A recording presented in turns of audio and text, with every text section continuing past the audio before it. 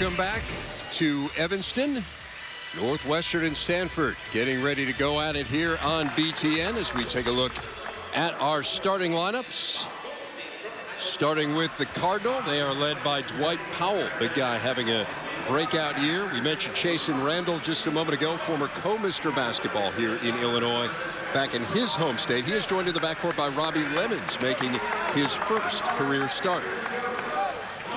The Wildcats led by a guy Mike was talking about, Dave Sobolewski, Randall's former AAU teammate, better than 17 points per game over the last 3.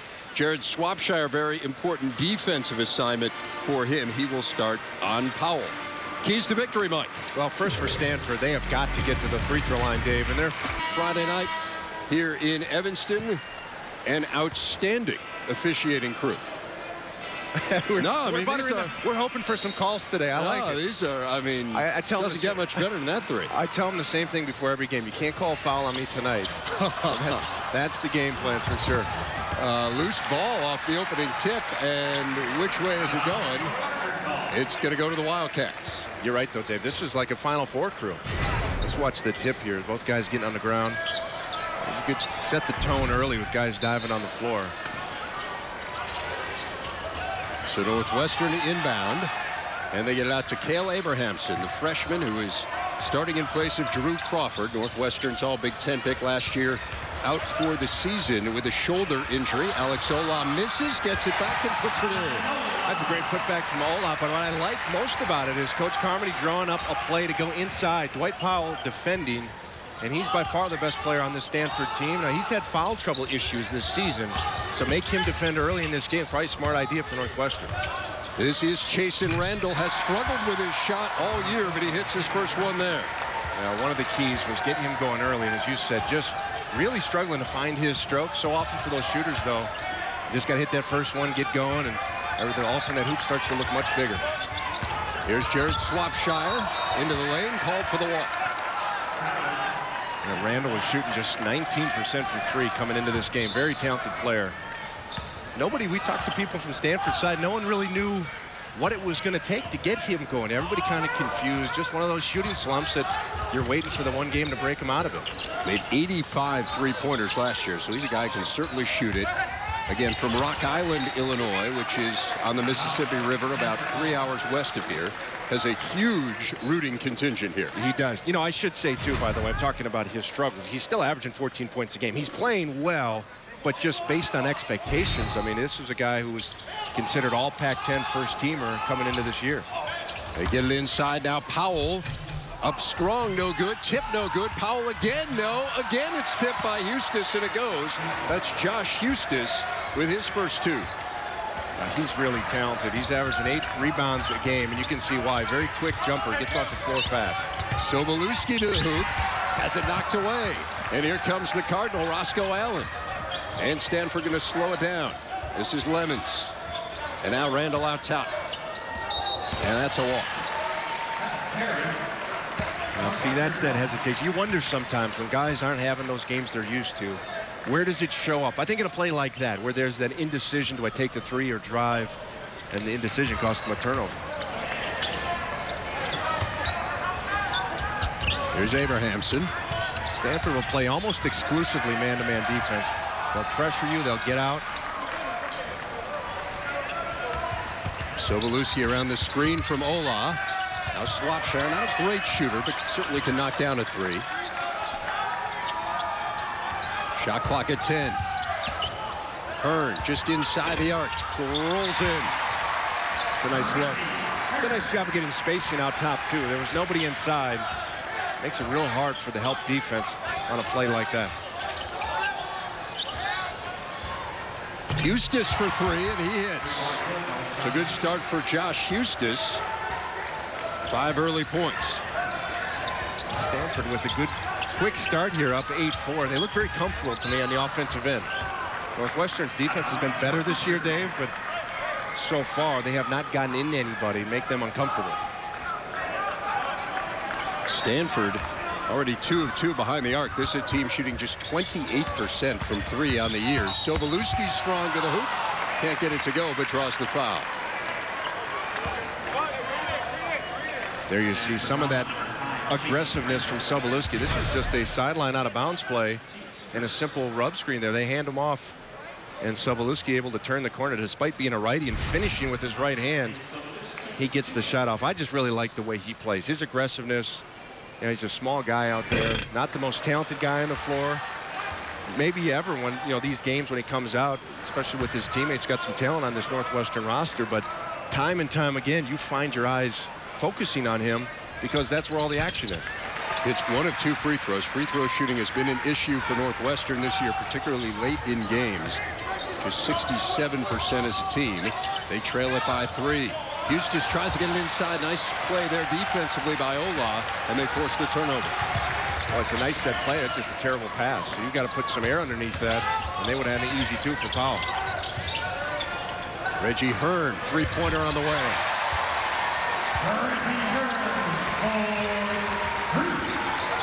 So the former walk-on Hearn has 5. Right back at him comes Roscoe Allen. And I'm taking a look over there to the Northwestern bench because that was too easy. After a big 3 by Hearn, they gave 2 of them right back. Almost no resistance until the rim. There's Swapshire. Ola on the blocks. He loves that hook shot. Got a nice touch, doesn't he? For a 7-footer, it's not often you see them that they've developed early on. So often they can get away without having those good post moves, so they don't develop them. But Ola's got a very nice touch. He's got a good skill set, no doubt. Eustace not there. The rebound, though. Allen, wild shot that doesn't go, and Hearn gets it out of there for Northwestern. Wildcats trying to take the lead in a 10-10 game, about 4 minutes in here in Evanston. Keep an eye on Ola here as he just hit a bucket. He steps out trying to make some action happen here. I think you got to feed him down low. Sobolewski going to reset the offense. 15 seconds on the shot clock. And guarded by Eustace. Under 10 now. Hearn tries to draw the foul and does not get the benefit of the call. So an air ball there from Reggie Hearn. It's a 10-10 game, Northwestern and Stanford early on here in Evanston. What you call it, though, there's a lot more teams using, maybe not exclusively that style of offense, but I know a team like Wisconsin will show you some Princeton sets, and a lot of teams realizing Michigan State the same way. They'll get some action where they're dribbling out a wing and some backdoor cuts going on. Northwestern showing some pressure and now switching into a zone. We thought we might see some of this. Dave, you and I talked before the game, and the matchups were a little tough, and to start the game, it was almost all man-to-man, and they did struggle to defend in the half court. The 1-3-1 zone, which probably won Northwestern the game, frankly, the other night against Texas State.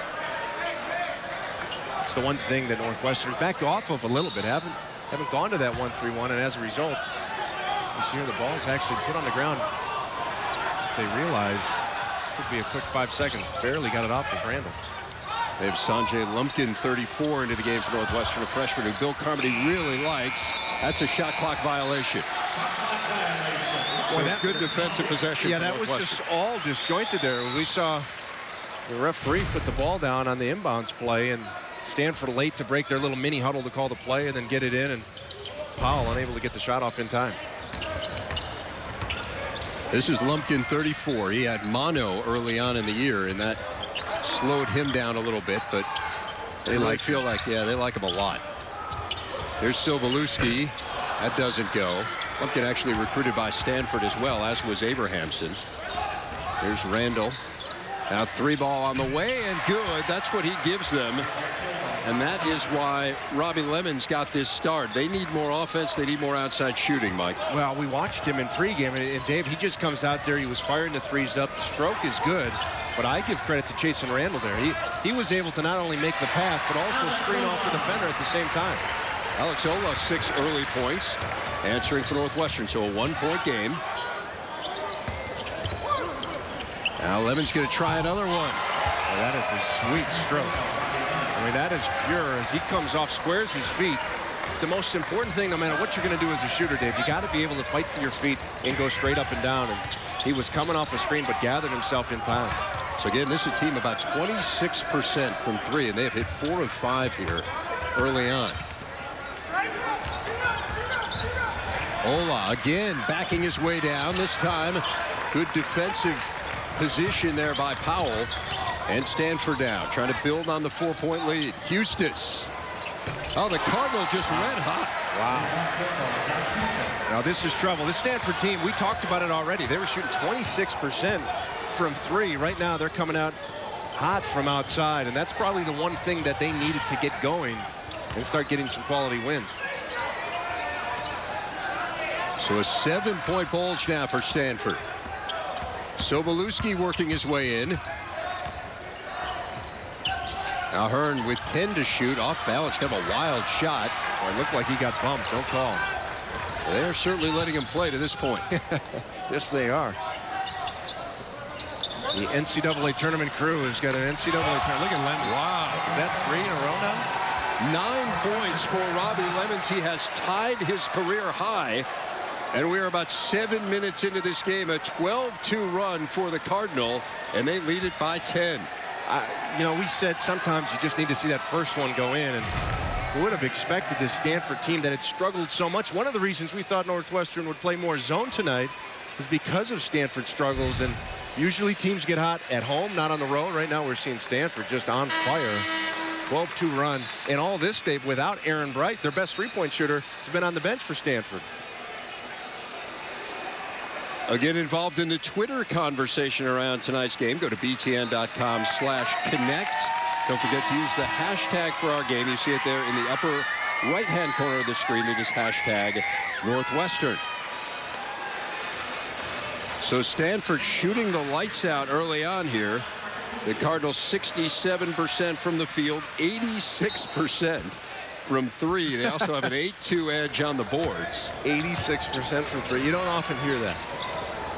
It's early. Northwestern has brought in Trey Demps, redshirt freshman, 14. This is Demps, a guy who can be instant offense for them. Alex Marcatulio, number 4, in there as well.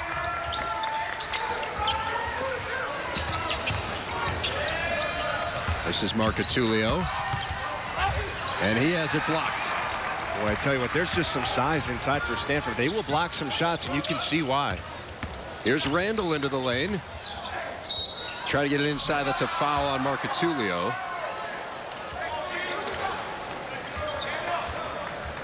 That'll be the first time Marcatulio has been battling back problems all year. I tell you what, though, is, you know, from Northwestern's perspective, I think everything's got to start here as far as the comeback on the defensive end. Lemons gets another look. That's going to go against Randall.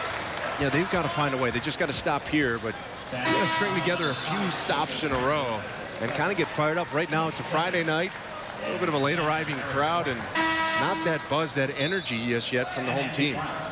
You talk about Aaron Bright. He comes in now because that's 2 fouls on Chase and Randall. So he sits down. Andy Brown into the game as well, a guy who has really played well for them, does a lot of... Wrong. What a great player. First thing you see is the shorts, right? No, a great player and great coach, too. In fact, as you talk to the people around this Stanford program, first thing they talk about is his competitive nature. I mean, he's just a grinder of a coach and trying to get things done here at Stanford the way they're done at Duke, really. The only difference being Duke's got all that momentum, so it's easier to get those McDonald's All-Americans to come in. Here's Swapshire. That's another wild shot there. Northwestern, one of its last 7 from the field, really struggling on the offensive end, and that's kind of been the story with this team this year. Really a lot of offensive problems, Mike. No rhythm right now, and they're trying to attack the basket, but either getting blocked or taking off-balance shots. A couple of the good outside shots have fallen, but other than that, not a whole lot there. Here's Bright. Now Eustace. 10 seconds to shoot. Powell, a little bit of a mismatch there, to say the least, with Sobolewski. Bodies flying on the floor. Eustace comes up with a loose ball, and he has 10. And Eustace just in the right spot at the right time. What's amazing, too, is as well as Stanford has played, most of this was all without Dwight Powell. He's been a small factor in this game to this point. A three-pointer for Hearn. Northwestern really needs to get one of these to fall. They're in jeopardy getting blown out here. 16-2 run, Mike. I still say it's got to start here on the defensive end. If they're going to get back into it, they've got to start playing with the fire. Sobolewski's back, and he's the one guy that he'll mix it up and kind of get his team energized. Powell working on Hearn, and Reggie Hearn fouled him. First foul on Hearn. The Lynx, and Luke Donald, a huge part of that. Native of England, came over to the United States and has really enjoyed it here and stayed here. Got married to a woman who went to Northwestern and lives in the suburbs of Chicago.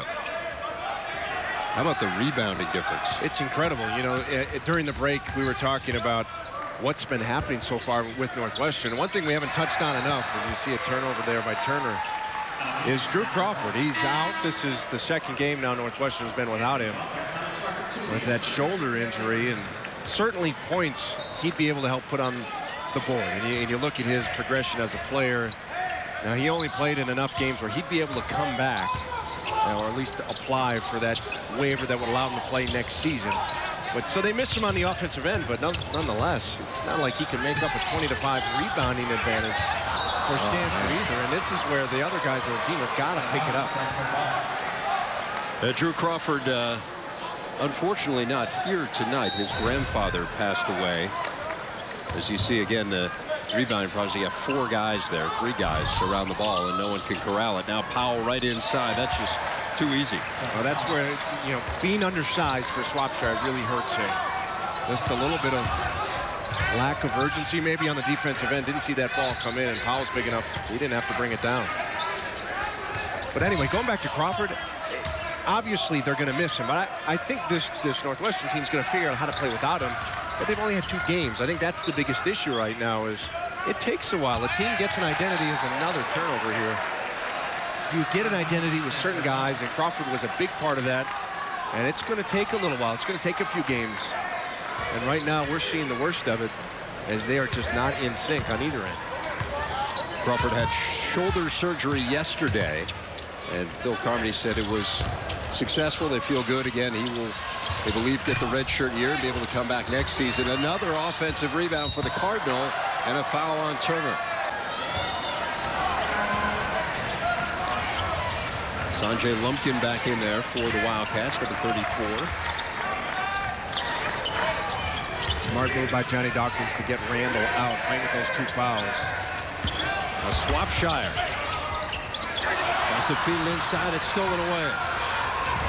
Here comes Bright. I think you'd hold for one here. Good idea by Lemons.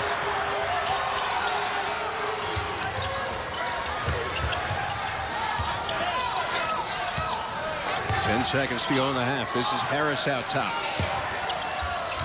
Now Gage, 3-pointer. That's good. Big shot by John Gage.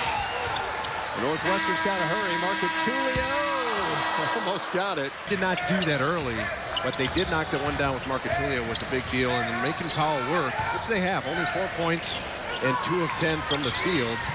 They've been successful so far defending him. Lemons, that one doesn't go. Another offensive rebound, though, for Eustis. And they nearly thrown away. In fact, he was definitely, Lemons was out of bounds right in front of us there. The other thing I go back to, Dave, is both of these teams need this win. I mean, there's basically no time left to get in a good out-of-conference win. For Stanford going on the road, major conference team in Northwestern would look really good. This Stanford team is picked to be a top 4 team in the Pac-12 conference. They beat Northern Iowa. That's probably their best non-conference win. But other than that, absolutely nothing of significance as Ola misses it. They lost to Missouri, Minnesota, NC State, and Belmont. You lose to Belmont at home. Again, a team that a lot of people think will win the Ohio Valley, but still, they better hope they win the Ohio Valley. Yeah, because otherwise, that's a loss that could really hurt them. That's the one that hurts. It's time for our Reese's perfect combination, and so far it has been Reggie Hearn and Alex Ola combining for 24 of Northwestern's 31 points. Been impressed with Ola in his aggressiveness inside. He's posted hard, he's sealed, he's asked for the basketball, and played with aggressiveness. One of the few guys that have. Nice job by Marcatulio here on the steal. So another good defensive possession, nearly gives it back, but they bail themselves out. Sobolewski thought about the 3, but he'll pull it back out. Swapshire tries to go back to Hearn. It's stolen away by Lemons. Swapshire's got to get going. I don't believe he didn't score in that first half. He had 0 points. Sobolewski just won. And a blocking foul is called on Sobolewski. Looked like he was in pretty good position. We'll look at that one again. Basket counts. Nice move by Chase and Randall. Yeah, I'm surprised, Dave. I saw what you saw. Looked to me like Sobolewski was well outside of the half-court circle here. That's a bad call. I mean, that's a charge. There's no left-to-right movement in Sobolewski at all. I guess we saw it from a different angle, and perhaps he moved underneath him. But I saw what you saw the first time around. I think Randall got away with one. He's playing with 2 fouls as well. That would have been a quick third. Big call. Yeah. So as it is a 3-point play, 38-31 Stanford moves the lead back out to 7. They've led by as many as 18. Reggie Hearn. Lemons almost fell into him there. He did. He was falling over, almost came up with the steal on his way to the ground. Swapshire. Count the basket. They call the block. Boy, I know the refs will tell you there's no such thing as a makeup call. No, that's what I was thinking too. If I'm a fan, I'd say we're even on both sides. Here's an and one. Yeah, there's a little bit of slide there, but that's a charge most of the time. Swapshire gets it to go down. We just got done saying on this team this year, when he's had a good game, they've generally won, and when he hasn't, they haven't. Yep. As you mentioned, scoreless in the first half. Here's Randall. Now Lemons. He is a nice shooter. Yeah, we'll have to keep an eye if he can get going. He hit his first 3 in that first half. Positive end to a double dip day. Let's take you to the starting lineups presented by Esurance. Tony Johnson, he's from Folsom, California. We already talked about Tris. Kaczynski is the point guard. And also look at Les Smith. He's from nearby Marin. He's getting a hometown start. On the other side, we talked about the 2 bigs in Powell and Hustis, but big player for them will be Chasen Randall, the sophomore, looking to get his game on track this season. Head coach in his 5th year, Johnny Dawkins, had a great conversation Brevin and I did at shoot-around today. He's optimistic his team will take care of business in its final dress rehearsal before the Pac-12 campaign. And we're underway. The tip controlled by Stanford in the white. Here's Randall. Burst onto the scene a year ago, Brevin, but now is a known commodity. Let's see how he adjusts to being one of the names on the scouting report. Backdoor lob! And Powell with an exclamation mark gets the first bucket of the game. Stanford with the lead. When you're not shooting the ball well, you have to find ways to contribute to your team. And right there, chasing around, a great look over the top to the lob to Dwight Powell. Here's Tony Johnson, one of the seniors. Here's Tris, the sophomore from Australia. Misses his first field goal attempt. Powell clears.